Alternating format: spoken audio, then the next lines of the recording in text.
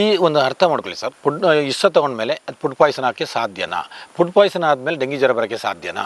ಅವನಿಗೆ ಕಣ್ಣೀರಿನ ಇದು ಬಂತು. ಅದನ್ನು ಆ ಫೋಟೋ ನೋಡಿದರೆ ನಿಮಗೆ ಗೊತ್ತಾಗ್ತದೆ. ಮೊದಲನೇ ಫೋಟೋ ಹೇಗಿತ್ತು ಅಂದರೆ ನಗುನಗುತ್ತಾ ಇದ್ದ ಅವನು. ನನ್ನ ಮಗ ಆತ್ಮಹತ್ಯೆ ಮಾಡಿಕೊಳ್ಳುವಷ್ಟು ಏಡಿಯಲ್ಲ, ನನ್ನ ಮಗ ಒಬ್ಬ ರಣಧೀರ ಅಂತ ನಾನು ಹೇಳ್ತಾನೆ. ಅದು ರಾತ್ರಿ ಹೊತ್ತು ತನ್ನಷ್ಟಕ್ಕೆ ಮಿನುಗುತ್ತಾ ಇರ್ತದಂತೆ. ಯಾಕಂದರೆ ಅದು ಇದು ಪಾದರಸ ಅಂತೆ. ಪಾದರಸ ಅದು ಎಷ್ಟು ಸಮಯ ಹೋದರೂ ಇದಕ್ಕೆ ಇದೇ ಇಲ್ಲ ಅಂತ ಅದರಷ್ಟೊಂದು ಡೇಂಜರ್. ಅದನ್ನು ಎರಡನೇ ಮಗಳ ಮದುವೆ ಆಗಿದ್ದು. ಹಾಗೆ ಸ್ವಲ್ಪ ಹಣಕಾಸಿನ ವ್ಯವಹಾರ ಬೇಕಾಗ್ತದೆ. ನಾವು ಕೃಷಿಕರಾದ್ದರಿಂದ ನಾವು ಸಾಲ ಮಾಡಿದ್ದು ಬಡ್ಡಿ ಕಟ್ಟಬೇಕು. ಬಡ್ಡಿ ಕಟ್ಟದಿದ್ದರೆ ತೊಂದರೆ ಆಗ್ತದೆ. ಹಾಗೆ ಅವನ ಹತ್ರ ಹೇಳಿದೆವು, ಸ್ವಲ್ಪ ಟೈಮ್ ಕೊಡು, ಮದುವೆ ನಿನಗೆ ಮಾಡುವ, ನೀನು ಯೋಚನೆ ಮಾಡಬೇಡ ಅಂತ ಹೇಳಿದ್ದು 100%. ಅದಕ್ಕೆ ಅವನು ಒಪ್ಪಿದ.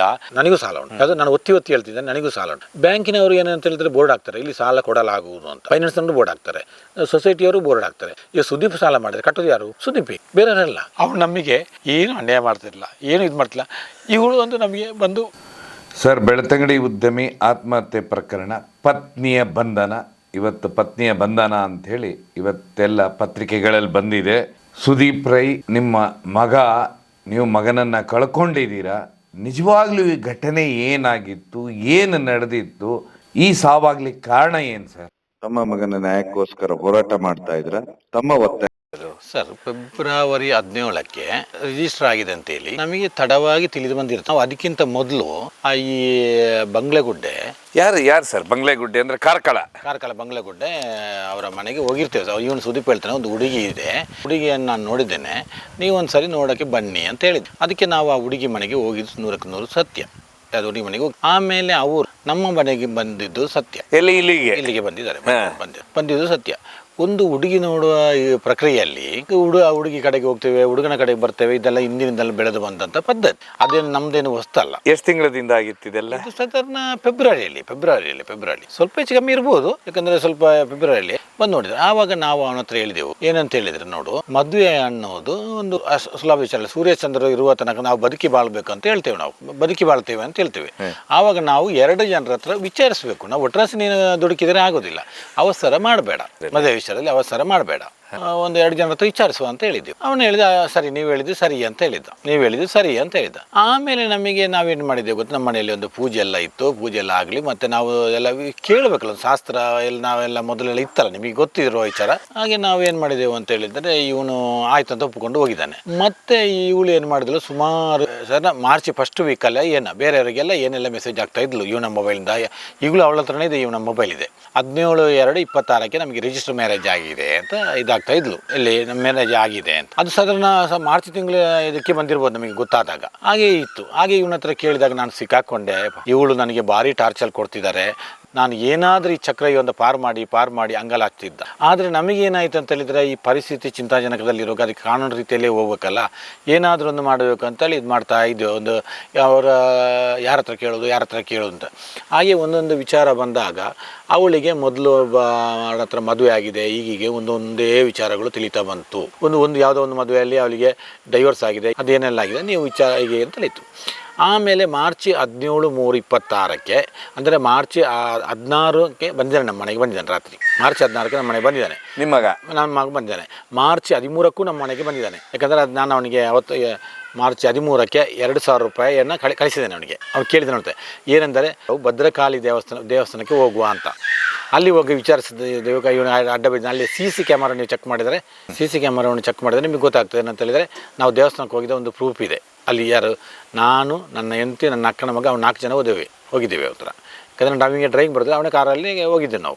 ಆಮೇಲೆ ಅದು ಶುಕ್ರವಾರ ಬರ್ತದೆ 13. ಮಾರ್ಚ್ 17 ಮಂಗಳವಾರ ದಿವಸ ಅಲ್ಲಿ ಅವರು ಬರಕ್ಕೆ ಹೇಳಿದರು, ಇಲ್ಲಿ ಆ ದೇವಸ್ಥಾನದಲ್ಲಿ ಬರಕ್ಕೆ ಹೇಳಿದರು. ಹಾಗೆ ನಾವು ಮತ್ತೆ ಹೋಗ್ತೇವೆ. ಆಗ ಹೋಗುವಾಗ ನಾನು, ನನ್ನ ಅಕ್ಕನ ಮಗ, ಅವನು 3 ಜನ ಹೋಗಿದ್ದು. ಅಕ್ಕನ ಮಗ 3 ಜನ ಹೋಗಿದ್ದು. ನಾವು 3 ಜನ ಹೋಗಿ ದೇವಸ್ಥಾನ ಪೂಜೆಯಾಗಿ ಮಧ್ಯಾಹ್ನ ಊಟ ಮಾಡಿ ನಾವು ಬಂದಿದ್ದೇವೆ.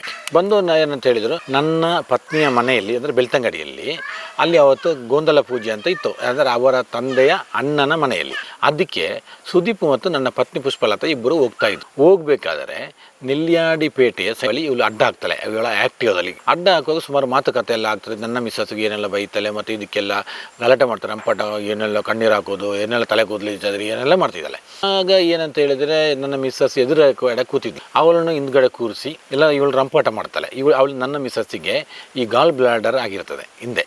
ಅದು ಆಪರೇಷನ್ ಮಾಡಿರುವಂಥ ಎಲ್ಲ ರಿಕಾರ್ಡ್ಗಳು ನಮ್ಮ ಹತ್ರ ಸ್ಕ್ಯಾನ್ ಮಾಡಿದ ರಿಪೋರ್ಟ್ ಎಲ್ಲ ಉಂಟದು. 4-5 ವರ್ಷ ಆಯ್ತು ಅದು. ಇವಳೊಂದು ಪೇಷಂಟ್ ಅದರ ಈ ಕಿರುಕುಳ ಕೊಟ್ಟಾಗ ಭಾರಿ ಬೇಜಾರಾಯಿತು. ಏನು ಮಾಡಕ್ಕೆ ಮತ್ತೆ ಏನಂದರೆ ಪೊಲೀಸ್ನವರು ಆ ಜಾಗಕ್ಕೆ ಬರ್ತಾರೆ, ಬಂದು ಮತ್ತೆ ಸಮಾಧಾನ ಮಾಡಿ ಎಲ್ಲ ಆಗಿ ಮತ್ತೆ ಲಾಸ್ಟಿಗೆ ಇವರು ಸ್ವಲ್ಪ ಮುಂದೆ ಹೋಗಿ ಸ್ಕೂಲ್ ಹತ್ರ ಹೋಗಿ ಎಲ್ಲ ಆ್ಯಕ್ಟಿವ್ ನಿಲ್ಲಿಸಿ, ಇವರು ನನ್ನ ಮಗ ಮತ್ತು ನನ್ನ ಪತ್ನಿ, ಇವರು ಯಾರು ಸೌಮ್ಯ ಅನ್ನೋ ಹುಡುಗಿ 3 ಜನ ಬೆಳ್ತಂಗಡಿಗೆ ಹೋಗ್ತಾರೆ. ಬೆಳ್ತಂಗಡಿಗೆ ಸುಮಾರು ಅವರು ಎಷ್ಟು ಗಂಟೆ ಹೋಗಿದ್ದಾರೆ ಅಂತ ಗೊತ್ತಿಲ್ಲ. ಅಂತೂ ಬೆಳ್ತಂಗಡಿಯಲ್ಲಿ ಅರ್ಧದಲ್ಲಿ ನನ್ನ ಮಿಸ್ಸಸ್ಸನ್ನು ಅಂದರೆ ಪುಷ್ಪಲತಾಳನ್ನು ನಿಲ್ಲಿಸಿ ಹೋಗ್ತಾರೆ, ಅಂದರೆ ಸುದೀಪನ ತಾಯಿಯನ್ನು ನಿಲ್ಲಿಸಿ ಹೋಗ್ತಾರೆ. ಈಗ ಇವಳು ಬಂದಿದ್ದು ಆ್ಯಕ್ಟಿವ್ದಲ್ಲಿ. ಇವಳು ಆ್ಯಕ್ಟಿವನ್ನು ಮತ್ತೆ ಕಾರ್ಕಳಕ್ಕೆ ಯಾರು ತೊಗೊಂಡು ಹೋಗಿದ್ದಾರೆ ಅಂತ ನಮಗೆ ಗೊತ್ತಿಲ್ಲ. ಇವ್ರ ಜನ ಹತ್ರ ಎಷ್ಟು ಜನ ಬಂದಿದ್ದಾರೆ ಅಂತ ಗೊತ್ತಿಲ್ಲ. ಇವರು ಕಾರ್ಕಳ ಬಂಗ್ಲಾಗುಡ್ಡೆಗೆ ಹೋಗ್ತಾರೆ. ಯಾರು ನಮ್ಮ ಸುದೀಪು, ಇವು ಸೌಮ್ಯ. ಎಲ್ಲಿ ಎಷ್ಟು ಜನ ಮತ್ತೆ ಮುಂದಕ್ಕೆ ಏನಿದ್ದಾರೆ, ಮಧ್ಯದಲ್ಲಿ ಯಾರು ಸಿಕ್ಕಾಕೊಳ್ತಾರ ಅಂತ ಏನಂತ ಗೊತ್ತಿಲ್ಲ ನಮಗೆ. ಈ ಆ್ಯಕ್ಟಿವನ್ನು ತಗೊಂಡು ಹೋದವ್ರು ಯಾರು ಅಂತ ನಮ್ಗೆ ಗೊತ್ತಿಲ್ಲ, ಕಾರ್ಕಳಕ್ಕೆ ತಗೊಂಡು ಹೋದವ್ರು ಯಾರು ಅಂತ. ಅದೀಗ ಅಲ್ಲಿ ಸ್ಕೂಲ್ ಹತ್ರ ಏನಾದರೂ CC ಕ್ಯಾಮ್ರಾದ ಚೆಕ್ ಮಾಡಿದ್ರೆ ಎಲ್ಲ ಸಿಗ್ತದೆ. ಆಮೇಲೆ ಏನಾಯಿತು ಗೊತ್ತಾ, ನಮಗೆ 22ನೇ ತಾರೀಕಿನ ಒಂದು ಫೋನ್ ಬರ್ತದೆ. ಯಾರಿಗೆ? ನನ್ನ ಅಕ್ಕನ ಮಗನಿಗೆ. ಅವನಿಗೆ ಸುದೀಪಿಗೆ ಹುಷಾರಿಲ್ಲ, ಕಾರ್ಕಳ ತೆಲ್ಲಾರಲ್ಲಿ ನಾವು ಅಡ್ಮಿಟ್ ಮಾಡಿದ್ದೇವೆ ಅಂತ. ಯಾರನ್ನು? ಸುದೀಪಣ್ಣು. ಇದು ಮಾರ್ಚ್ ಅದೇ 22ನೇ ತಾರೀಕು, ಮಾರ್ಚ್ 22ನೇ ತಾರೀಕು ಇದು ಮಾಡ್ತೀವಿ ಅಂತ. ಹಾಗೆ ನಾವು ಅಲ್ಲಿಗೆ ಹೋಗ್ತೀವಿ, ಹಾಸ್ಪಿಟ್ಲಿಗೆ ಹೋಗಿ ನೋಡಬೇಕಾದ್ರೆ ಇವನು ಸುದೀಪನ ಅಡ್ಮಿಟ್ ಮಾಡಿರ್ತಾರೆ. ಮತ್ತೆ ಒಂದು 5 ನಿಮಿಷ ಮಾತಾಡೋಕೆ ಇವ್ರು ನಮಗೆ ಅವಕಾಶ ಕೊಡ್ತಾ ಇಲ್ಲ, ಯಾರು? ಈ ಸೌಮ್ಯನ ಹುಡುಗಿ. ಆಮೇಲೆ ನಾವು ಏನು ಮಾಡ್ತೇವೆ ಅಂತ ಹೇಳಿದರೆ, ಈ ಸುದೀಪನ ನೋಡ್ಬಿಟ್ಟು ಬರ್ತೇವೆ. ಇದು ನೋಡೋಂತ ಈಗ ನಮಗೆ ಅಲ್ಲಿ ಏನಾಗಿದೆ ಅಂತ ಹೇಳಿದರೆ ಒಂದು ಸಮಸ್ಯೆ ಬಂದಿದೆ. ಈಗ ಈ ರಿಜಿಸ್ಟರ್ ಮ್ಯಾರೇಜ್ ಅಂತ ಎಲ್ಲರೂ ಇವ್ರ ಬಗ್ಗೆ ಎದುರ್ತಾರೆ. ಆವಾಗ ನಾವು ಮದುವೆ ಯಾಕೆ ರಿಜಿಸ್ಟರ್ ಆಗ್ತಾರೆ ಅವರು? ಅದು ನಮಗೆ ಗೊತ್ತಿಲ್ಲ. ಅದು ನೀವು ಮನೆಗೆ ಹೋಗುವಂತ ಮೊದಲೇ ಆಗ್ಬಿಟ್ಟಿದೆ. ಅದು ನಂತರ ಇವ್ರು ಕದ್ದು ಮುಚ್ಚಿ ಹಾಕಿದ್ದು. ಅದರಲ್ಲಿ ಈಗ ಏನು ಹೇಳಿದಾಗ ಇದನ್ನು ಹಿಂದೆ ಆಗಿದ್ದೆಲ್ಲ ವಿಚಾರಿಸಿದಾರೋ ಅಥವಾ ಏನೆಲ್ಲ ಆಗಿದೆಯೋ ಅದನ್ನು ನಮಗೆ ಅವರು ಯಾವುದೇ ಕಾರಣಕ್ಕೂ ತಿಳಿಸಿ. ಎಷ್ಟು ದಿವಸದಿಂದ ಪರಿಚಯ ಇತ್ತಂತೆ ಸುದೀಪಿಗೆ? ಅದು ಇನ್ಸ್ಟಾಗ್ರಾಮಲ್ಲಿ ಟಚ್ ಆಗಿದ್ದು ಅಂತ ಅವನು ಹೇಳಿದ್ದಾನೆ. ಎಷ್ಟು ದಿನ ಅಂತ ನಾವು ಕೇಳಲಿಲ್ಲ. ಯಾಕೆಂದರೆ ನಮ್ಮ ಹಿಂದಿನ ಕಾಲದಲ್ಲಿ ಎಲ್ಲ ಇದನ್ನು ನಾವು ಕೇಳುವಂಥ ಇದಿರಲಿಲ್ಲ. ಯಾಕೆಂದರೆ ನಾವೆಲ್ಲ ನೇರದಲ್ಲಿ ಮದುವೆ ಆಗೋದು. ಅಂದರೆ ಹುಡುಗಿಯನ್ನು ನೋಡ್ತೇವೆ, ನೋಡಿದ ತಕ್ಷಣ ಆ ಹುಡುಗಿ ಮದುವೆ ಆಗ್ತದೆ ಅಂತ ಗ್ಯಾರಂಟಿ ಇಲ್ಲ. ಇನ್ನೊಂದು ಹುಡುಗಿಯನ್ನು ನೋಡ್ಬೋದು, ಅದು ನೋಡಬಾರ್ದು ಅಂತ ಏನಿಲ್ಲಲ್ಲ ಸರ್. ಜಾತಕ ನೋಡಬೇಕು. ಮತ್ತು ಮುಖ್ಯವಾಗಿ ಏನಂತೇಳಿ ಹುಡುಗಿಯ ನಡೆ ನುಡಿ ಏನಂತ ಹೇಳಿದ್ರೆ ಅದನ್ನು ನಾನು ಅಲ್ಲಿ ಹೇಳಿದ್ದೇನೆ. ನಮಗೆ ಹುಡುಗಿ ಯಾವುದೇ ಆಗಲಿ, ಒಂದು ನಮ್ಮ ಮನೆಗೆ ಯಾರೇ ಬಂದಾಗ ಒಂದು ಗ್ಲಾಸ್ ನೀರು ಕೊಟ್ಟಾಗ ಅದರಲ್ಲಿರುವ ಸ್ವರ್ಗ ಸುಖ ಇನ್ಯಾವುದೂ ಇಲ್ಲ. ಹಸಿದು ಬಂದವರಿಗೆ ನಮ್ಮ ಊರ ಕಡೆ ಏನಂತೇಳಿ ಕೊಡುವುದೇನೆಂದರೆ ಫಸ್ಟಿಗೆ ಕೇಳೋದು ನಾವು ನೀರು ಬೇಕಾ ಅಂತ, ಎರಡನೇದು ಕಾಫಿ ಟೀ, ಅದು ಬೇರೆ ಲೆಕ್ಕ, ಅದು ನಮ್ಮ ಶೋಕಿ ಅನ್ನೋದು. ಆದರೆ ಫಸ್ಟ್ ಕೇಳೋದು ನಾವೆಲ್ಲ ಬಂದವರಿಗೆ ನೀರು ಬೇಕಾ ಅಂತ, ನೀರಿಗೆ ಅದನ್ನು ಕೊಡುವಂಥ ಅಂಥ ಒಂದು ಹುಡುಗಿ ಆಗಬೇಕು ಅಂತ ನಾನು ಹೇಳಿದ್ದೇನೆ ಅವ್ರ ಹತ್ರ ಎಲ್ಲ. ಆಮೇಲೆ ಏನಾಯಿತು, ಮಾರ್ಚ್ 22ನೇ ತಾರೀಕಿಗೆ ಹೋದ್ಮೇಲೆ ಮಾರ್ಚ್ 22ನೇ ರಾತ್ರಿ ನಮಗೊಂದು ಫೋನ್ ಬರ್ತದೆ ಮತ್ತೆ ಅಲ್ಲಿಂದ. ಏನಂತ ಹೇಳಿದರೆ, ಈಗ ಡಾಕ್ಟ್ರ್ ಹೇಳಿದ್ದಾರೆ ಅಂದರೆ ಇಲ್ಲಿ ಹೆಚ್ಚಿನ ಚಿಕಿತ್ಸೆಗೆ ಒಂದು ಮಂಗಳೂರು ದೇರಳಕಟ್ಟೆಗೆ ಕರ್ಕೊಂಡು ಹೋಗಬೇಕು, ಇಲ್ಲದಿದ್ದರೆ ಉಡುಪಿ ಆಸ್ಪತ್ರೆಗೆ ಕರ್ಕೊಂಡು ಹೋಗಬೇಕು ಅಂತೇಳಿ. ಆಗ ನಾನು ಹೇಳ್ತೇನೆ ನನ್ನ ಅಕ್ಕನ ಮಗನ ಹತ್ರ ಸತ್ಯ ವಿಚಾರ ಹೇಳ್ಬೇಕಲ್ಲ, ನಾನು ಹೇಳ್ತೇನೆ ಅವಳು ಒಂದು 2 ಲೈನ್ ಬರ್ಕೊಡ್ಲಿ, ಅಂದರೆ ನೀವು ನಾನು ಇದು ಏನಂದರೆ ಔಷಧಿ ಮಾಡೋದಕ್ಕೆ ಯಾವುದೇ ನನ್ನಿಂದ ಅಭ್ಯಂತರ ಇಲ್ಲ, ಇಲ್ಲಿ ಬೇಕಾದ್ರೆ ಕರ್ಕೊಂಡೋಗಿ ಔಷಧಿ ಮಾಡಿ ಅಂತೇಳಿ, ಅವನ ಜೀವ ಉಳಿಲಿ ಅಂತ ಒಂದು ಮಾತು ಬರೆದು 2 ಸೆಂಟೆನ್ಸಲ್ಲಿ ಬರೆದು ಕೊಟ್ಟರೆ ನಮಗೆ ಮತ್ತೆ ಮುನ್ನುಗ್ಗಕ್ಕೆ ಧೈರ್ಯ ಬರ್ತದೆ. ಕಡೆಯಿಂದ ಕಟ್ಟಾಗ್ತದೆ, ಇವನ ಕಡೆಯಿಂದ ಕಟ್ಟಾಗ್ತದೆ ಅಂತ ಗೊತ್ತಿಲ್ಲ, ಅವ್ರಿಗೆ ಕಟ್ಟಾಯಿತು. ಹಾಗೆ ಮತ್ತೆ ಮಾರನೇ ಸಹ ನಾವು ಇನ್ನೊಬ್ಬ ಅಕ್ಕನ ಮಗ ಸುದೀಪ್ನ ಮೊಬೈಲಿಗೆ ಫೋನ್ ಮಾಡುವಾಗ ಸುದೀಪ್ನ ಹತ್ರ ಇಲ್ಲ, ನಾವು ಅವಳ ತಮ್ಮನ ಯಾರೊಬ್ಬರು ಮಾತಾಡ್ತಾರಂತೆ, ಉಡುಪಿಯ ಮೆಟ್ಲಿಗೆ ಅಡ್ಮಿಟ್ ಮಾಡಿದ್ದೇವೆ ಅಂತೇಳಿ. ಆವಾಗ ನಾವೇನು ಮಾಡ್ತೇವೆ ಅಂತೇಳಿ, ಸಾಧಾರಣ ಒಂದು ಬೆಳಿಗ್ಗೆ ಟೈಮು ನಮಗೆ ಡ್ರೈವಿಂಗ್ ಬರೋದು. ಹಾಗೆ ಡ್ರೈವರನ್ನು ಹುಡುಕಿ ನಾವು ಒಂದು ಕಾರಲ್ಲಿ ಸೀದಾ ನಮ್ಮ ಕಾರ್ ನಮ್ಮದೇ, ಆದರೆ ಅದರಲ್ಲಿ ನಾವು ಉಡುಪಿ ಆಸ್ಪತ್ರೆಗೆ ಹೋಗ್ತೇವೆ. ಆದಾಗ ಇವ್ರದ್ದು ಅಲ್ಲಿ CC ಕ್ಯಾಮ್ರಾ ಚೆಕ್ ಮಾಡಿದ್ರೆ ಗೊತ್ತಾಗ್ತದೆ ನಮಗೆ. ಸ್ವಲ್ಪ ಇದೆ ಡಾಕ್ಟ್ರ್ ಎಲ್ಲ ಹತ್ರ ಮಾತಾಡಿ ಎಲ್ಲ ಆದಾಗ ಡಾಕ್ಟ್ರ್ ಹೇಳಿದರೆ ಆಯಿತು ಹೋಗಿ ಅಂತ ಹೇಳಿದರು. ಹಾಗೆ ಡಾಕ್ಟ್ರ್ ಹತ್ರ ಎಲ್ಲ ಮಾತಾಡುವಾಗ ಡಾಕ್ಟ್ರ್ ಎಲ್ಲ ಇದಾಗಿದೆ, ನಾವು ಇನ್ನು ನೀವು ಬಂದಿರಲ್ಲ, ನೀವೆಲ್ಲ ಮಾಡಿ ಪ್ಲಾಸ್ಮಾ ಥೆರಪಿ ಮಾಡಬೇಕು, ಅದಕ್ಕೆ ಮಾಡಿ ಮೊದಲ ಚಿಕಿತ್ಸೆ ನೀವು ಪ್ರಕಾರ ಮಾಡಿ ಅಂತ. ಕಾರಣ ಏನು ಪ್ಲಾಸ್ಮಾ ಥೆರಪಿ ಮಾಡೋದಕ್ಕೆ? ಅದಕ್ಕೆ ಪಾಯ್ಸನ್ ಬಿದ್ದಿದೆ ಇಲ್ಲಿ ಅದೊಂದು ಪಾಯಿಂಟ್ ಮಾಡಿದ್ದು. ಆಸ್ಪತ್ರೆಯಲ್ಲಿ ಇವ್ರು ಏನು ಹೇಳಿದ್ದಾರೆ ಅಂತ ಹೇಳಿದರೆ ಡೆಂಗಿ ಜ್ವರ ಅಂತ ಸೇರಿಸಿದ್ದು, ಯಾವುದು ಡೆಂಗಿ ಜ್ವರ ಅಂತ ಸೇರಿಸಿದ್ದು. ಆ ಸ್ಟೆಪ್ ಬೈ ಬರುತ್ತಾ ಲಾಸ್ಟಿಗೆ ಬರ್ತದೆ ಡೆಂಗಿ ಜ್ವರ ಅಂತ ಹೊರತು ಇವಳು ಮತ್ತೆ ಸ್ಟೇಟ್ಮೆಂಟ್ ನೋಡಿ ಆಗ ನಿಮಗೆ ಗೊತ್ತಾಗ್ತದೆ ಇದು ಡೆಂಗಿ ಜ್ವರ ಅಂತೇಳಿ ಟ್ರೀಟ್ಮೆಂಟ್ ಮಾಡಿದ್ದು. ಇವರು ಸತ್ಯವನ್ನು ಮುಚ್ಚಿಟ್ಟಿದ್ದಾರೆ, ಪಾಯ್ಸನ್ ಆಗಿದೆ ಅದಾಗಿದೆ ಏನು ಹೇಳ್ತಾ ಇಲ್ಲ. ಡೆಂಗಿ ಜ್ವರದ ಅಲ್ಲಿಗೆ ಅದು ಕೊಟ್ಟಿದ್ದಾರೆ, ಅದು ಆಗೋದಿಲ್ಲ ಅಂತ ಹೇಳೋದಕ್ಕೆ ಅಲ್ಲಿಗೆ ಹೋಗಿದ್ದು ಪಾಯ್ಸನ್ ಆಗಿದೆ ಅಂತ ಹೇಳಿದ್ದು ಉಡುಪಿಯ ಹಾಸ್ಪಿಟ್ಲಲ್ಲಿ. ಆಗ ಅವರು ಹೇಳಿದ್ರು ಅಂತಂದರೆ ಅರ್ಧ 50% ನಮ್ಮ ಹತ್ರ ಇದೆ, 50% ದೇವರ ಹತ್ರ ಇದೆ. ಇದು ಈಗ ಆಗಿದೆ, ವಿಷದ ಅಂಶಗಳಿಗೆ ಬಿದ್ದಿದೆ. ಅಂದರೆ ಇದು ಬಿದ್ದಿರುವಂಥ ವಿಷಯ ಮಾತ್ರ ಲಿವರ್ ಡ್ಯಾಮೇಜ್ ಆಗ್ತಾ ಬರ್ತಾ ಉಂಟು ಅಂತ ಅವ್ರು ಹೇಳಿದರು. ಹಾಗೆ ಇದಕ್ಕೆ ಏನು ಮಾಡಬೇಕು ಸರ್ ಅಂತ ಹೇಳಿದೆ. ನೀವು ಇಲ್ಲಿ ಇಟ್ಕೊಳ್ಳೋದಕ್ಕೂ ನಮ್ಮ ಅಭ್ಯಂತರ ಇಲ್ಲ, ಬೇರೆ ಹೆಚ್ಚಿನ ಚಿಕಿತ್ಸೆಗೆ ಬೇರೆ ಕಡೆ ತಗೊಂಡು ಹೋಗೋದು ತೊಂದರೆ ಇಲ್ಲ ನಮ್ಮದು. ಆದರೆ ನಾವು ಏನಂತ ಹೇಳಿದರೆ, ನಿಮಗೆ ಒಟ್ಟರೆ ನಿಮ್ಮ ಮಗು ಉಳಿಬೇಕು, ಮುಖ್ಯ ಕರ್ತವ್ಯ ನಿಮ್ಮ ಮಗು ಉಳಿಬೇಕು. ಆವಾಗ ನಾನು ಅಂದೆ ಕಣ್ಣೀರಾಗ್ತಾ, ನನ್ನ ಮಗು ಉಳಿಗೋದು 100ಕ್ಕೆ 100 ಸತ್ಯ ಸರ್ ಮಾತ್ರ, ಅದಕ್ಕೆ ನಾವು ಖರ್ಚು ಮಾಡ್ತೇವೆ, ಅದಕ್ಕೆ ನೀವೊಂದು ಅವಕಾಶ ಕೊಡಿ ಅಂತ. ಹಾಗೆ ಈಗ ನಾವು ಪ್ಲಾಸ್ಮಾ ಇದು ಡಾಕ್ಟ್ರ್ ಹೇಳಿದರು, ನಾವು ಪ್ಲಾಸ್ಮಾ ಥೆರಪಿ ಮಾಡಬೇಕು, ಇದು ರಕ್ತ ಮುಗಿಬೇಕಾದ್ರೆ 11 ಗಂಟೆ ಆಗ್ತದೆ, ಅದರ ಮತ್ತೆ ನೀವು ಮಂಗಳೂರಿಗೆ ಕರ್ಕೊಂಡು ಹೋಗಿದ್ರೆ ತೊಂದರೆ ಇಲ್ಲ ಅಂತ ಹೇಳಿದರು. ಹಾಗೆ ನಾವು ಮಂಗಳೂರಿನಲ್ಲಿ ಒಂದೆರಡು ಡಾಕ್ಟರ್ ಹತ್ರ ವಿಚಾರಿಸಿದಾಗ ಅವ್ರು ಕರ್ಕೊಂಡು ಬನ್ನಿ ಮಂಗಳೂರು ಮಲ್ಟಿಪರ್ಪಸ್ ಆಸ್ಪತ್ರೆಗೆ ಕರ್ಕೊಂಡು ಬನ್ನಿ ಅಂತ. ಹಾಗೆ ನಾವು ಇಲ್ಲಿಂದ 11 ಗಂಟೆ ದಾಟಿ ಆಯ್ತು, 23ನೇ ತಾರೀಕು ಇಲ್ಲಿಂದ ಉಡುಪಿಯಿಂದ 11 ಗಂಟೆ ಲೇಟಾಗಿ ದಾಟಿ ಆಯಿತು. ಅಲ್ಲಿ ಹೋಗುವಾಗ 24ನೇ ತಾರೀಕು ಆಯಿತು, ಎಲ್ಲಿಗೆ ಮಂಗಳೂರಿಗೆ ಹೋಗಿ ಅಡ್ಮಿಟ್ ಮಾಡುವಾಗ. ಹಾಗೆ ಅಡ್ಮಿಟ್ ಮಾಡಿದ್ದೇವೆ, ಎಲ್ಲ ಮಾಡಿದ್ವಿ. ಕೂತ್ಕೊಂಡು ನಡೀತಾ ಇದೆ? ಅಲ್ಲ, ನಡೀತಾ ಇರಲಿಲ್ಲ, ಅದು ಆಯ್ತಾ ಆಂಬ್ಯುಲೆನ್ಸಲ್ಲಿ ತಂದಿದ್ದಲ್ವಾ, ಮಲಗಿದ್ದಲ್ಲೇನೆ? ಮಲಗಿದ್ದಲ್ಲೇ. ಎಚ್ಚರ ಇಲ್ಲ? ಎಚ್ಚರ ಸಾಧಾರಣ ಇತ್ತ ಇಲ್ಲ. ನನ್ನ ಅಕ್ಕನ ಮಗ ಇನ್ನೊಬ್ರು ಅವರು ಇದರಲ್ಲಿ ಕೂತಿದ್ದ, ನಾವು ಇಬ್ಬರೇ ಸಾಕು ಅಂತ ಹೇಳಿದ್ರು. ನೀವು ಮಾತಾಡಿಲ್ವಾ ಅವ್ರನ್ನ? ಇಲ್ಲಿ ಸ್ವಲ್ಪ ಮಾತಾಡ್ತಿದ್ದ. ಇಲ್ಲಿ ಆದರ್ಶ ಆಸ್ಪತ್ರೆಯಲ್ಲಿ ಮತ್ತು ಗಜರಿ ಆಸ್ಪತ್ರೆಯಲ್ಲಿ ಮಾತಾಡ್ತಿದ್ದ. ಅಂದ್ರೆ ಇವ್ರು ಬಿಡ್ತಾ ಇಲ್ಲ ಮಾತಾಡಕ್ಕೆ, ಅವ್ರ ಜೊತೆಲಿ ಇದ್ದಾರಲ್ಲ ಸರ್ ಇವರು, ಯಾರು ಇವ್ರ ಜೊತೆಯಲ್ಲಿ ಅಂಟಿಕೊಂಡಿದ್ದಾಗಿದ್ದಾರೆ, ಇವರು ನಮ್ಮ ಹತ್ರ ಮಾತಾಡಕ್ಕೆ ಬಿಡ್ತಾರೆ. ಆಮೇಲೆ ಇದಕ್ಕೆ ಆದರ್ಶದಿಂದ ಅಲ್ಲಿ ಹೋದೆವು. ಅಲ್ಲಿ ಹೋಗಿ ಅವ್ರು ಟ್ರೀಟ್ಮೆಂಟ್ ಮಾಡ್ತಾ ಇದ್ದಾರೆ. ಅಲ್ಲಿ ICU ಅಲ್ಲಿ ಒಬ್ಬರನ್ನೇ ಬಿಡ್ತಾ ಇದ್ರು, ಅಲ್ಲಿ ಒಬ್ಬರನ್ನೇ. ಮತ್ತು ಸ್ಟ್ರಿಕ್ಟಾಗಿ ಎಲ್ಲ ರೂಲ್ಸ್ ಎಲ್ಲ ಪಾಲಿಸ್ತಾಯಿದ್ರು.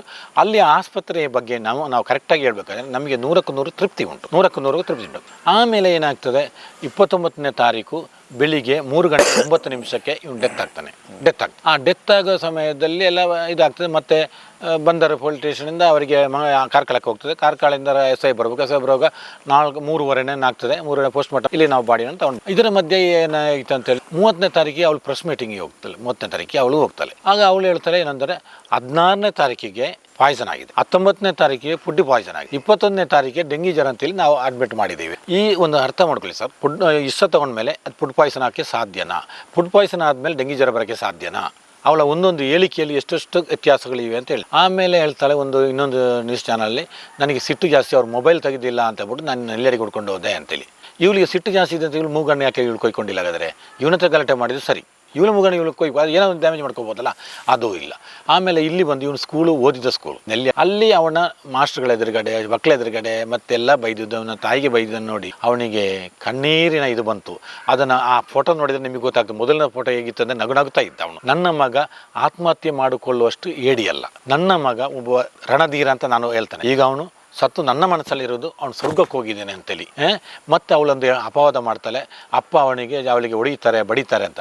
ನಾನು ನನ್ನ ಮಗ 13ನೇ ತಾರೀಕು ಮಾರ್ಚಿ ದೇವಸ್ಥಾನಕ್ಕೆ ಹೋಗಿ ಬೆಂಜನಪದವು ಅಲ್ಲಿನೇ CC ಕ್ಯಾಮರಾ ಮಾಡಿದ್ರು, ಅಲ್ಲಿ ಉಂಟು. 17ನೇ ತಾರೀಕಿಗೂ ಕೂಡ ಬೆಂಜನಪದವು ದೇವಸ್ಥಾನಕ್ಕೆ ಹೋಗಿದ್ವಿ. ಎಲ್ಲ ಇದ್ದಾದ್ರೆ ಯಾಕೆ ನಾನು ಇಲ್ಲದ ಬರ್ತಿದ್ದ ನಮ್ಮ ಮನೆಗೆಲ್ಲ. ನಾವು ಅವನನ್ನು ಈಗಲೂ ಏನು ಗೊತ್ತಾ, ಅಷ್ಟೇ ಪ್ರೀತಿ ಉಂಟು. ಇವಳು ನಾಟಕ. ಆಮೇಲೆ ಇವಳು ಒಂದೊಂದು ಸ್ಟೇಟ್ಮೆಂಟ್ ನೋಡಿದ್ರೆ ನಿಮ್ಗೆ ಗೊತ್ತಾ, ಅವಳು ಏನೆಲ್ಲ ಮಾಡ್ತಿದ್ದಾಳೆ, ಏನೆಲ್ಲ ಅವಳ್ದ ಇದು ಅಂತ ಬಿಟ್ಟು. ಆಮೇಲೆ ಏನಾಯಿತು ಅಂತ ಹೇಳಿದರೆ, ಈಗ ಇದರ ಮೇಲೆ ಆಯ್ತಾ ಸ್ಟೇಟ್ಮೆಂಟ್ ಕೊಟ್ಟ ಮೇಲೆ ಇವಳು ಈಗಲೂ ಆಮೇಲೆ ಏನೆಲ್ಲ ಅವನ ಮೊಬೈಲಲ್ಲಿ ಮೆಸೇಜ್ ಮಾಡೋದು ಯಾರ್ಯಾರಿಗೆ. ಈ ಮೊಬೈಲ್ ಅವನ 2 ಮೊಬೈಲ್ ಅವಳ ಹತ್ರನೇ ಉಂಟು. ಕಾರು ಆಸ್ಪತ್ರೆ ಇದರಲ್ಲಿ ಇನ್ನೂ ಸೀಸ್ ಆಗಿಲ್ಲ. ಇವತ್ತಿನ ವಿಚಾರ ಗೊತ್ತಿಲ್ಲ ನಮಗೆ. ನಿನ್ನೆವರೆಗೆ ಇವನ ಮೊಬೈಲ್ ಸೀಸ್ ಆಗಿಲ್ಲ. ಅವಳ ಕೈಯಲ್ಲೇ ಉಂಟು 2 ಮೊಬೈಲ್ ಕೂಡ. ಏನೆಲ್ಲ ಮೆಸೇಜ್ ಮಾಡ್ತಾಳೆ, ಏನೆಲ್ಲ ಡಿಲೀಟ್ ಮಾಡೋದು, ಎಲ್ಲ ಇದು ಮಾಡೋದು ಎಲ್ಲ ಅವಳೇ ಮಾಡ್ತಿದ್ದಾಳೆ.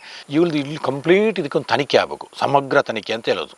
ಈ ಸಮಗ್ರ ತನಿಖೆ ಆಗಬೇಕಾದ್ರೆ ನನ್ನ ಮಗನಿಗೆ ಆದಂಥ ಅನ್ಯಾಯ ಇನ್ನು ಯಾವ ತಂದೆ ತಾಯಿಯ ಮಕ್ಕಳಿಗೂ ಈ ಅನ್ಯಾಯ ಆಗಬಾರ್ದು. ಕೊನೆಗೆ ಆಸ್ಪತ್ರೆಯಲ್ಲಿ ಯಾಕೆ ಡೆತ್ ಆದಂತ ಹೇಳ್ತಾರೆ? ಆಸ್ಪತ್ರೆಯಲ್ಲಿ ಅದರ ವಿಷದ ಅಂಶದಲ್ಲಿ ಇದನ್ನು ಎಲ್ಲಿ ತಗೊಂಡು ಹೋದ್ರು ಏನು ಮಾಡೋಕ್ಕಾಗಲ್ಲ. ಕೊನೆಗೆ ಏನೇನು ಫೇಲ್ಯೂರ್ ಆಗಿತ್ತು? ಫಸ್ಟ್ ಅವ್ರು ಹೇಳಿದ್ದೆ ಲಿವರ್ಗೆ ಎಫೆಕ್ಟ್ ಆಗ್ತಾ ಉಂಟು, ಒಂದೊಂದು ಅಂಗಾಂಗ ಹೋಗ್ತಾ ಇದೆ, ಎಲ್ಲ ಹೋಗ್ತಾ ಇದೆ. ಆಮೇಲೆ ಕೈಯೆಲ್ಲ ಈಗ ಆಗ್ಬೋದು, ಬಾಯಿ ಮಾತು ಬರೋಲ್ಲ, ಮತ್ತು ಸ್ವಲ್ಪ ಬುದ್ಧಿಶಕ್ತಿ ಕಮ್ಮಿ ಆಗ್ತದೆ. ಒಂದೊಂದಾಗಿ ಅಂಗಾಂಗ ವೈಫಲ್ಯ ಆಗ್ತದೆ. ಇದು ಏನಂತ ಹೇಳಿದರೆ, ನಾವು ಪೇಸ್ಟ್ ಹಾಕಿ ಸ್ವಲ್ಪ ಮುಖ ತೊಳೆದ್ರು ಭಾರಿ ಡೇಂಜರ್ ಅಂತೆ. ಯಾವುದು ಇಲಿಪಾಸನ್ ಅಂತೇಳಿ ಆ ಒಂದು ಪೇಸ್ಟ್ ಬರ್ತದೆ, ಅದು ಭಾರಿ. ನಮ್ಮ ಈ ಸರ್ಕಾರ ಪ್ರತಿಯೊಂದನ್ನು ಬ್ಯಾನ್ ಮಾಡಿ ಅಂತೆಲ್ಲ ಬ್ಯಾನ್ ಮಾಡ್ತಾ ಉಂಟು. ನಮ್ಮ ಆರೋಗ್ಯ ಸಚಿವರು ಈಗ ಎಲ್ಲ ಬಂದಮೇಲೆ ಎಲ್ಲ ಸುಮಾರು ಐಟಮ್ಸ್ಗಳನ್ನು ಬ್ಯಾನ್ ಮಾಡಿದರು. ಅದೊಂದು ಆರೋಗ್ಯ ಸಚಿವರು ಈ ವಿಚಾರ ಗೊತ್ತಿದೆಯೋ ಗೊತ್ತಿಲ್ಲ, ಆಸ್ಪತ್ರೆಯವರು ಮಾಹಿತಿ ಕೊಡ್ತಾರೋ ಇಲ್ವಾ ಅಂತ ಗೊತ್ತಿಲ್ಲ. ಇದರಷ್ಟು ಡೇಂಜರ್ ಪಾಯ್ಸನ್ ಅಂತೆ ಇನ್ಯಾವುದಿಲ್ಲಂತೆ. ಯಾವುದು ಇದರಷ್ಟು ಡೇಂಜರ್ ಪಾಯ್ಸನ್ ಯಾವುದೂ ಇಲ್ಲಂತೆ. ಇಷ್ಟು ನಮ್ಮ ಹೋಟೆಲ್ ಹೋದ್ರೂ ಡೇಂಜರ್. ಪಾದರಸ ಅಂತ ಹೇಳೋದಂತೆ. ಇದು ಎಲ್ಲಿ ಸಿಗುತ್ತಂತೆ? ಇದು ಎಲ್ಲ ಅಂಗಡಿಯಲ್ಲಿ ಓಪನ್ ಆಗಿ ಸಿಗ್ತದೆ. ಸಿಗುವುದಲ್ಲ, ಎಲ್ಲ ಅಂಗಡಿಯಲ್ಲಿ, ದಿನಸಿ ಅಂಗಡಿಯಲ್ಲಿ ಇದರಲ್ಲಿ ಮೆಡಿಕಲ್ ಶಾಪ್ ಇಲಿಪಾಷಾಣ ಅದೇ ಇಲಿಚಿನೆ ಅಂತ. ಅದು ರಾತ್ರಿ ಹೊತ್ತು ತನ್ನಷ್ಟಕ್ಕೆ ಮಿನುಗುತ್ತಾ ಇರ್ತದಂತೆ. ಯಾಕಂದ್ರೆ ಇದು ಪಾದರಸ ಅಂತೆ. ಅದು ಎಷ್ಟು ಸಮಯ ಹೋದರೂ ಇದಕ್ಕೆ ಇದೇ ಇಲ್ಲ ಅಂತ. ಅದರಷ್ಟೊಂದು ಡೇಂಜರ್. ಅದನ್ನು ಮಕ್ಕಳು ಪೇಸ್ಟ್ ಹಾಕಿದ್ರು ಸ್ವಲ್ಪ ಯಾವುದೋ ಒಂದು ಮಗು ಎಲ್ಲೋ ಒಂದು ಸ್ಕೂಲಲ್ಲಿ ಅಂತೆ. ಈಗೊಬ್ಬರು ಹೇಳಿದ್ದು, ಅವರು ಕೈಗೆ ತಾಗಿ ಮೂಗು ಹೀಗೆ ಮಾಡಿದಂತೆ. ಅವರು ಹಾಸ್ಪಿಟಲ್ ಅಡ್ಮಿಟ್ ಮಾಡಿ ಸುಮಾರಾಗಿ 1 ಲಕ್ಷ ಮೇಲೆ ಖರ್ಚು ಮಾಡಿದಂತೆ. ಮತ್ತೆ ವಾಸಿ ಆಯ್ತಂತೆ. ಒಳಗಡೆ ಮೂಗಿನ ಇದೇ ಎಲ್ಲ ಆಗಿಲ್ಲ, ಇಲ್ಲಿ ಇಷ್ಟೇ ಸೊ ಇದು ಇವರ ಆ ಪಾಯ್ಸನ್ ತಗೊಂಡಿದ್ದಾರೆ. ಇವ್ರು ಆತ್ಮಹತ್ಯೆಗೆ ಪ್ರಚೋದನೆ ಮಾಡಿದ್ದಾರೆ. ಈಗ ಡಾಕ್ಟರ್ ಏನು ಹೇಳ್ತಾರೆ? ಡಾಕ್ಟ್ರಿಗೆ FSL ಇದು ಪೋಸ್ಟ್ ಮಾರ್ಟಮ್ ರಿಪೋರ್ಟ್ ಬರೋದು ನೆಕ್ಸ್ಟ್ 15 ದಿವಸ ಬೇಕು ಅಂತ ಹೇಳಿದ್ದಾರೆ. ಅದು ಪೊಲೀಸ್ ಸ್ಟೇಷನ್ ಕಳಿಸ್ಕೊಡ್ತೇವೆ ನಾವು ಅಂತ ಹೇಳಿದ್ದಾರೆ. ಆಮೇಲೆ ಈಗ ಏನು ವರದಿ ಬರಬೇಕು ಅದು ಬರಬೇಕಲ್ಲ. ಈಗ ನಾವು 100%, ಯಾಕಂದರೆ ಇವಳ ಸ್ಟೇಟ್ಮೆಂಟೇ ಒಂದಕ್ಕೊಂದು ವಿರುದ್ಧವಾಗಿದೆಯಲ್ಲ. ಈಗ ನಿಜವಾದ ಸ್ಟೇಟ್ಮೆಂಟ್ ಇವಳ ಹತ್ರ ಇಲ್ಲಲ್ಲ. ಒಂದರಲ್ಲಿ ಏನು ಬರ್ತಾ ಇದೆ ಏನಂತ ಹೇಳಿದರೆ ಇವಳು ಹೇಳ್ತಾಳೆ ಕರೆಕ್ಟ್ 16ನೇ ತಾರೀಕಿಗೆ ಪಾಯ್ಸನ್ ಆಗಿದೆ, 19ಕ್ಕೆ ಫುಡ್ ಪಾಯ್ಸನ್ ಆಗಿದೆ, 21ಕ್ಕೆ ಡೆಂಗಿ ಜ್ವರ ಬಂದಿದೆ ಅಂತ. ಈ ಥರ ಆಗೋಕ್ಕೆ ಸಾಧ್ಯ ಉಂಟಾ ಈಗ ನಿಮ್ಮ ಒಂದು ಅನಿಸಿಕೆಯಲ್ಲಿ? ಸೊ ಇದನ್ನ ಈಗ ಅದು ಹೊಟ್ಟೆಯಲ್ಲಿ ರ್ಯಾಟ್ ಪಾಯ್ಸನ್ ಅಂತ ಡಾಕ್ಟ್ರ್ ಹೇಳಿದ್, ನಾವಲ್ಲ, ವಿಷಕಾರಿ ಆಗಿದೆ ಅಂತ. ಮತ್ತೆ ಏನಾಗಿದೆ ಕೊನೆಯದಾಗಿ ಅವರು ತುಂಬಾ ಬೇಜಾರಿಗೆ ಬಂದ್ಬಿಡ್ತಾರೆ. ಯಾರು? ನಿಮ್ಮ ಮಗ? ನಮ್ಮ ಮಗ ಹೇಳಿದನಂತೆ ನಮ್ಮ ಯಾರ ಹತ್ರ, ನನ್ನ ಮಗಳ ಹತ್ರ, ಮೊದಲನೇ ಮಗಳ ಹತ್ರ ಏನಂತ ಹೇಳಿದರೆ, ನೋಡು ನಾಳೆ ಒಬ್ಬರು ಸಿಸ್ಟರ್ ಬರ್ತಾರೆ, ನಮ್ಮ ಉದನೆ ಕಡೆಯವ್ರು ಬರ್ತಾರೆ, ಇವತ್ತು ಇಲ್ಲ ಅವರು. ಅವ್ರ ಹತ್ರ ನನ್ನ ಸಂಪೂರ್ಣ ಸ್ಟೋರಿಯನ್ನು ಹೇಳ್ತೇನೆ, ಅವ್ರ ಹತ್ರ ಕೇಳ್ಕೊ, ನಿನಗೆ ಎಲ್ಲ ವಿಚಾರ ತಿಳಿಸ್ತೇನೆ ಅಂತ. ಇವರು ಅಲ್ಲಿ ಬಿಟ್ಟಿರಲಿಲ್ಲ. ಎಲ್ಲಿ ಉಡುಪಿ ಆಸ್ಪತ್ರೆಯಲ್ಲಿ ನಮಗೆ CC ಕ್ಯಾಮರಾ ಇದಕ್ಕೆ ನನ್ನ ಬಾಯಿ ಮಾತು ಪ್ರೂಫ್ ಆಗಲ್ಲ. ಈಗ ನಾಳೆ ಇವಳು ಸೌಮ್ಯ ನಿನ್ನೆಲ್ಲ ಮೊನ್ನೆ ಉದಾನಿ ಪೇಪರಲ್ಲಿ ಇತ್ತು. ಏನಂತ ಹೇಳಿದರೆ, ಬೆಳ್ತಂಗಡಿಯ CC ಕ್ಯಾಮರಾವನ್ನು ಪರಿಶೀಲಿಸಿದರೆ ಅವರ ಎಲ್ಲ ವಿಚಾರ ಗೊತ್ತಾಗ್ತದೆ ಅಂತ. ಬೆಳ್ತಂಗಡಿ CC ಕ್ಯಾಮರಾವನ್ನು ಚೆಕ್ ಮಾಡೋದಕ್ಕೆ ನಮಗೆ 100ಕ್ಕೆ 100 ಒಪ್ಪಿಗೆ. ನೆಲ್ಯಾಡಿ CC ಕ್ಯಾಮರಾನೂ ಚೆಕ್ ಮಾಡಬೇಕು, ಬೆಂಜನಪದ CC ಕ್ಯಾಮರಾ ನಾವು ಹೋಗಿದ್ದನ್ನು ಚೆಕ್ ಮಾಡಬೇಕು, ಕಾರ್ಕಳದ ಬಂಗ್ಲೆಗುಡ್ಡೆಯಲ್ಲಿ ಇರುವ CC ಕ್ಯಾಮರಾವನ್ನು, ಅವುಗಳ ಅಕ್ಕಪಕ್ಕದಲ್ಲಿರೋ CC ಕ್ಯಾಮರಾವನ್ನು ಚೆಕ್ ಮಾಡಬೇಕು ಆಸ್ಪತ್ರೆ. ಆಮೇಲೆ ಉಡುಪಿ ಆಸ್ಪತ್ರೆ, ಮತ್ತು ನಾವು ಇವೆಲ್ಲ ಇದರಲ್ಲಿ ಸೇರಿಸಿವಲ್ಲ, ಅದು ಕೊಡಿಯಾಲ್ ಬೈಲಿನ ಆಸ್ಪತ್ರೆಯಲ್ಲಿ ಎಲ್ಲ ಬೇಗ ಆದಷ್ಟು ಬೇಗ ಇದು ಮಾಡಿ ಅದಕ್ಕೆ ಒಂದು ಇನ್ವೆಸ್ಟಿಗೇಷನ್ ಮಾಡಿಸಿ ಬೇಗ ಇದು ಮಾಡಿದರೆ ಇದರ ಎಲ್ಲ ಸತ್ಯಾಂಶಗಳು ಬರ್ತದೆ. ಇಲ್ಲಿ ಒಂದು ಪ್ರಶ್ನೆ ಬರೋದಂತ ಹೇಳಿದರೆ, ಈ ವೃತ್ತಿಯಲ್ಲಿ ಹೇಗೆ ಸಂತೃಪ್ತಿ ಇದ್ರೆ ಜೀವನದಲ್ಲಿ? ಯಾರು? ಸುದೀಪ ಅನ್ನೋನಿಗೆ 100ಕ್ಕೆ 100 ಸಂತೋಷಲ್ಲಿದ್ದ, 100ಕ್ಕೆ 100 ಎಲ್ಲರ ಜೊತೆ ಬೆರೀತಿದ್ದ, 100ಕ್ಕೆ 100 ಅವರು. ಈಗ ಇವಳು ಒಂದು ಮದುವೆ ಮಾಡಲಿಕ್ಕೆ ಹುಡುಗಿ ಹುಡುಕ್ತಾ ಇದ್ರ ನೀವೇನಾದರೂ? ನಾವೇನಾದರೂ ಹುಡುಕ್ತೇವೆ ಅಂತ ಹೇಳಿದರೆ, ನನ್ನ ಮಗಳ ಮದುವೆ, 2ನೇ ಮಗಳ ಮದುವೆ ಮೊನ್ನೆ ಡಿಸೆಂಬರ್ 5ಕ್ಕೆ ಆಯಿತು. 25/12/25ಕ್ಕೆ ನನ್ನ 2ನೇ ಮಗಳ ಮದುವೆ ಆಗಿದ್ದು. ಹಾಗೆ ಸ್ವಲ್ಪ ಹಣಕಾಸಿನ ಹೊರ ಬೇಕಾಗ್ತದೆ. ನಾವು ಕೃಷಿಕರಾದ್ದರಿಂದ ನಾವು ಸಾಲ ಮಾಡಿದ್ದು ಬಡ್ಡಿ ಕಟ್ಟಬೇಕು, ಬಡ್ಡಿ ಕಟ್ಟದಿದ್ದರೆ ತೊಂದರೆ ಆಗ್ತದೆ. ಹಾಗೆ ಅವನ ಹತ್ರ ಹೇಳಿದೆವು, ಸ್ವಲ್ಪ ಟೈಮ್ ಕೊಡು, ಮದುವೆ ನಿನಗೆ ಮಾಡುವ, ನೀನು ಯೋಚನೆ ಮಾಡಬೇಡ ಅಂತ ಹೇಳಿದ್ದು 100ಕ್ಕೆ. ಅದಕ್ಕೆ ಅವನು ಒಪ್ಪಿದ. ಅವನೇ ಸತ್ಯ. ಈಗ ಅವನು ಹೋಗಿ ಸ್ವರ್ಗಕ್ಕೆ ಹೋಗಿದ್ದಾನೆ. ಆಯಿತು, ನೀವು ಹೇಳಿದ ಕೆಲವು ಒಪ್ಕೊಳ್ತೇನೆ ಅಂತ. ಇದರ ಮಧ್ಯದಲ್ಲಿ ಇನ್ಸ್ಟಾಗ್ರಾಮಲ್ಲಿ ಸಿಕ್ಕಿ, ಎಲ್ಲಿ ರಿಜಿಸ್ಟರ್ ಮ್ಯಾರೇಜ್? ಪುತ್ತೂರಲ್ಲಿ ಅಂತ. ಅದು ಮತ್ತೆ ನಾನು ಎಲ್ಲಿ ಒಂದು 20 ಆ ಥರ ನಮಗೆ ಆದಮೇಲೆ ಗೊತ್ತಾಗಿದೆ ಸರ್ ಇದು ಎಲ್ಲ ವಿಚಾರ. ಎಜುಕೇಷನಲ್ಲಿ ಹೇಗಿದ್ದ ನಿಮ್ಮ ಮಗ? ಎಜುಕೇಷನ್ ಅಂದರೆ ಇವನು SLC ಓದಿದ್ದು. ಅವನ ಇದು ಜಾತಕದಲ್ಲೇ ಇದೆ ಅಂತ, SLC ವಿದ್ಯಾಭ್ಯಾಸನ ಪೂರ್ತಿ ಮಾಡೋದಿಲ್ಲ ಅಂತ. ಹಾಗಾಗಿ SLCಗೆ ಅಂತ ಅವನು ಬುದ್ಧಿಶಕ್ತಿ ಒಳ್ಳೆ ಇದರಲ್ಲಿತ್ತು. ಆಮೇಲೆ ಅವನು ಏನಂತ ಹೇಳಿದರೆ, ಈಗ ಇವಳದೊಂದು ದೊಡ್ಡ ಅಪಾದನೆ ಮಾಡಿದ್ದಾಳೆ. ಅವನು ಸಾಲ ಮಾಡಿದ್ದಾನೆ ಅಂತ ಅವನಿಗೆ ಸುಮಾರು ಸಾಲ ಇದೆ ಅಂತ. ಸಾಧಾರಣ ಈಗ ಸತ್ಯಾಚಾರ ಹೇಳೋದಾದರೆ ನನಗೂ ಸಾಲ ಉಂಟು ಸರ್, ಅದು ನಾನು ಒತ್ತಿ ಹೇಳ್ತಿದ್ದೆ, ನನಗೂ ಸಾಲ ಉಂಟು. ಬ್ಯಾಂಕಿನವರು ಏನಂತ ಹೇಳಿದರೆ ಬೋರ್ಡ್ ಹಾಕ್ತಾರೆ, ಇಲ್ಲಿ ಸಾಲ ಕೊಡಲಾಗುವುದು ಅಂತ. ಫೈನಾನ್ಸ್ನವರು ಬೋರ್ಡ್ ಹಾಕ್ತಾರೆ, ಸೊಸೈಟಿಯವರು ಬೋರ್ಡ್ ಹಾಕ್ತಾರೆ. ಹಾಗೆ ಅವರು ಬೋರ್ಡ್ ಹಾಕೋದಿಲ್ಲ ಸಾಲ ಕೊಡಲಾಗುವುದು ಅಂತ. ಹಾಗೆ ಸಾಲ ತಗೊಳ್ಳೋದ್ರಲ್ಲಿ ತಪ್ಪಿಲ್ಲ. ಸಾಲ ಮಾಡೋದು ಎಲ್ಲರೂ ಹೆಚ್ಚಿನವರಿಗೆ. ಈಗ ಕೆಲವು MLA MP ಎಲೆಕ್ಷನ್ ಹೇಳ್ತಾರೆ, ಅವರು ನಮಗೆ ಇಷ್ಟು ಸಾಲ ಇದೆ ಅಷ್ಟು ಸಾಲ ಇದೆ ಕೊಡ್ತಾರೆ. ಅದು ಅವರು ಕಟ್ಟೋದು ಅವ್ರು ಇದು ಮಾಡ್ತಾರೆ. ಈಗ ಸುದೀಪ್ ಸಾಲ ಮಾಡಿದರೆ ಕಟ್ಟೋದು ಯಾರು? ಸುದೀಪಿ, ಬೇರೆಯವರೆಲ್ಲ ಯಾರು? ಆದಿ ಬೀದಿಯಲ್ಲಿ ಹೋಗೋರು ಸಾಲ ಕಟ್ಟೋಕ್ಕಾಗೋದಿಲ್ಲ. ಇನ್ನೊಂದು ಅಪವಾದ ಮಾಡ್ತಲ್ಲಿ ಅವರಿಗೆ ನಮ್ಮ ಮನೆಯಲ್ಲಿ ಭಯಂಕರ ಟಾರ್ಚರ್ ಕೊಟ್ಟಿದ್ದೀವಿ ಅಂತ. ಇವನು ಮತ್ತೊಂದು ಅಲ್ಲಿ ಇನ್ನೊಂದು ಪ್ರಶ್ನೆ ಉದ್ಭವಿಸಿದೆ. ಅವನು ಜಾಸ್ತಿ ಇರೋದು ಅಜ್ಜನ ಮನೆಯಲ್ಲಿ ಬೆಳ್ತಂಗಡಿ. ಹೌದು, 100ಕ್ಕೆ 100 ಸತ್ಯ. ನಮ್ಮ ಮನೆಯಲ್ಲಿ ನಾನು ಅಂದರೆ ಮೇಯ್ನ್ ಇರೋದು ನನ್ನ ವಿಚಾರ. ನನಗೆ ಒಂದು ವರ್ಷಕ್ಕೆ 365ರಲ್ಲಿ ಸಾಧಾರಣ 200 ದಿವಸ ನಾನು ಋತು ಹಿಡಿಯೋಣ. ದೇವರ ಭಕ್ತಿ ಜಾಸ್ತಿ. ಅವನಿಗೇನಂತ ಹೇಳಿದರೆ ಸ್ವಲ್ಪ ಮೀನು ಮಾಂಸ ತಿನ್ನೋ ಜಾಸ್ತಿ. ಅವನ ಮೊದಲು ಅವರ ಅಜ್ಜ ಅಜ್ಜಿ ಮಾವಂದಿರು ಒಟ್ಟಿಗಿದ್ರು. ಈಗ ಅವರು 3 ಜನ ಬೇರೆ ಬೇರೆ ಆಗಿದ್ರು. ಅದರಲ್ಲಿ ಇವನ ದೊಡ್ಡ ಮಾವನ ಮನೆಯಲ್ಲಿ ಯಾವ ನೋಡಿದ್ರೆ ಮೀನು ಮಾಂಸ ಸ್ವಲ್ಪ ಜಾಸ್ತಿ. ಹಾಗಾಗಿ ಇವನು ಸ್ವಲ್ಪ ಅಲ್ಲಿ ಇರ್ತಿದ್ದ. ಮತ್ತೆ ಬಾಗಳೊತ್ತು ಬರ್ತಿದ್ದ ಸರ್ನ ಒಂದು 6 ಗಂಟೆಗೆಲ್ಲ ಹೊರಟು ಹೋಗ್ತಿದ್ದ. ಸೊ ಯಾಕೆಂದ್ರೆ ಅಲ್ಲಿ ಹೋಗಿ ಅವರ ಜೊತೆ ಇದ್ದ. ಸೊ ನಿಮ್ಗೆ 2 ಹೆಣ್ಮಕ್ಳು ಮದುವೆ ಮಾಡಬೇಕಾಯ್ತು. ಹೀಗಾಗಿ ಅವನು ಒಂದು ಮಗಳ ಮದುವೆ ಆಗಿದೆ. 2ನೇದು ಡಿಸೆಂಬರ್ 5, 12, 25ಕ್ಕೆ ಮದುವೆ ಆಗಿದ್ದು. 25ಕ್ಕೆ ಮದುವೆ ಆಗಿದ್ದು. ಸೊ ತೋಟ ಎಲ್ಲ ನಿಮ್ಮದೇ? ತೋಟ ಎಲ್ಲ ನಮ್ಮದೇ. ಸೊ ಹೀಗೆ ಕೃಷಿ ಮಾಡ್ತಾ ಇರಲಿಲ್ಲ ಅವರು? ಯಾರು ಕೃಷಿಗೆ ಬರ್ತಾ ಇದ್ದ. ಅವನಿಗೇನಂದ್ರೆ ಸ್ವಲ್ಪ ಬಿದ್ದು ಕಾಲು ನೋವಾಗಿದ್ದು ಮೊದಲೇ ಒಂದ್ಸರಿ ಜಾರಿ ಬಿದ್ದು ಸ್ಪೋರ್ಟ್ಸ್ ಆಡುವಾಗ.